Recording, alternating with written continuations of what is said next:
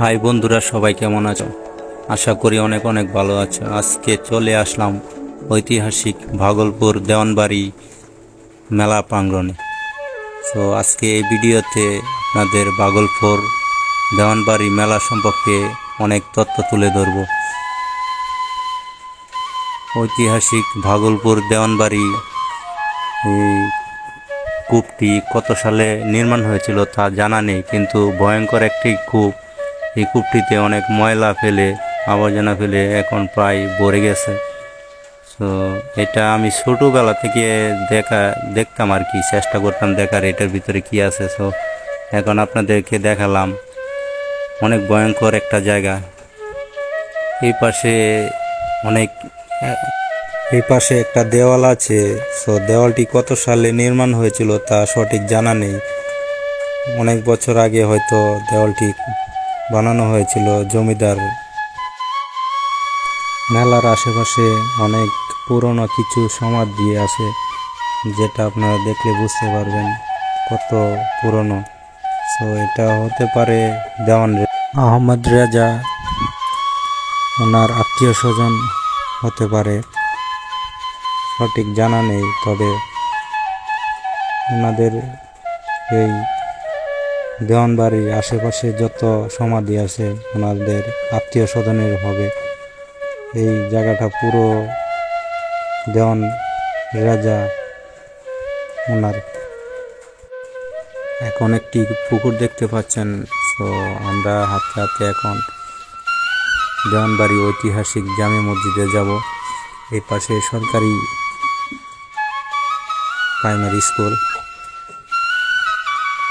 এই রাস্তা দিয়ে একসময় কিশোরগঞ্জ জেলার বাজিতপুর উপজেলার ভাগলপুর গ্রামের জমিদার দেওয়ান আহমদ রেজা এই রাস্তা দিয়ে হাঁটতেন। মানুষ মরে যায়, কিন্তু মানুষের রেখে যাওয়া কিছু স্মৃতি যা কখনো ভোলার না, মানুষ সব সময় মনে রাখে। যেমন এই মসজিদটি নির্মাণ করা হয়েছিল মোগল আমলে। এই মসজিদটি এখনো আগের মতোই আছে। ভাগলপুর দেওয়ানবাড়ি জামে মসজিদ অনেক সুন্দর একটা মসজিদ। আমরা ভিতরে প্রবেশ করলাম, ভিতর থেকে একটু দেখানোর চেষ্টা করব আপনাদের।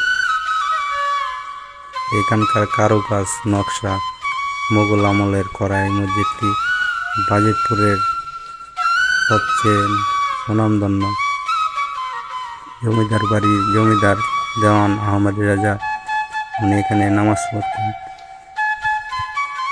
এক সময়।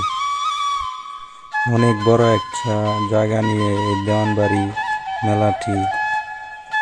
আমরা এখন মেলার যেই দেওয়ান আহমদ রাজা ওনার মাজারের দিকে যাব, দেখাবো আপনাদের ওনার সমাধি। এই পাশে মেলা হয় বছরে ফেব্রুয়ারি মাসের 16 তারিখে, ফাল্গুন মাসের 10 তারিখে 10 দিন ব্যাপী মেলাটি অনুষ্ঠিত হয়। আমরা হাঁটতে হাঁটতে প্রায় চলে আসছি দেওয়ান আহমদ রাজার সমাধিতে। আপনারা এখন দেখতে পাচ্ছেন দেওয়ান আহমদ রাজার সমাধি। এখানে আরো অনেক সমাধি আছে ওনার আত্মীয় স্বজনদের। ঠিক মাজারটা,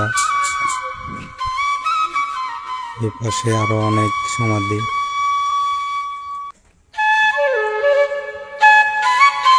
এখানে একটা মাজার রয়েছে।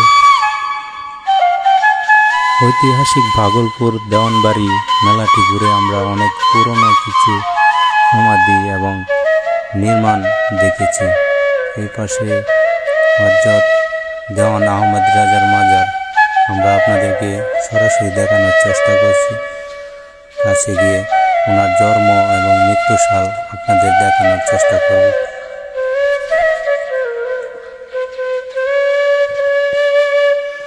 আমরা ছোটবেলা থেকে মানুষের কাছ থেকে শুনেছি উনি খুব আল্লাহ এবং পরেশগার লোক ছিলেন। উনি আল্লাহর ওলি ছিলেন। উনি 5 ওয়াক্ত নামাজ পড়তেন এবং মানুষের সাথে ভালো ব্যবহার করতেন। হাজার হাজার বছর ধরে মানুষ মনে রাখে মানুষের ব্যবহার এবং তার কৃষিকাজের জন্য। আহমেদ রাজা হযরত দেওয়ান আহমেদ রাজা, ওনার জন্ম 1257 সন বাংলা এবং মৃত্যু 1313 বাংলা সনে। ধন্যবাদ সবাইকে।